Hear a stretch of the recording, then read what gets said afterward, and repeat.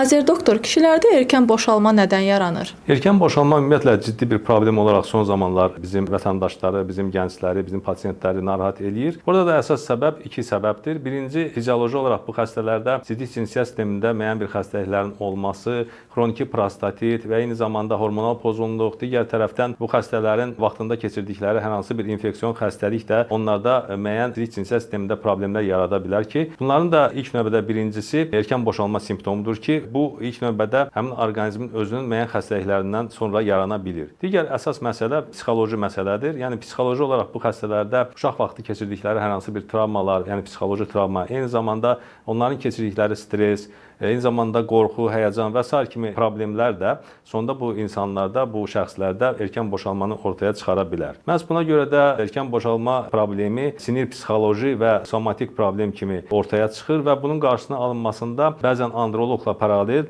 psixoloqun da yardımına ehtiyac olur ki, bu iki mütəxəssisin köməyi ilə bu problem aradan qaldırılır.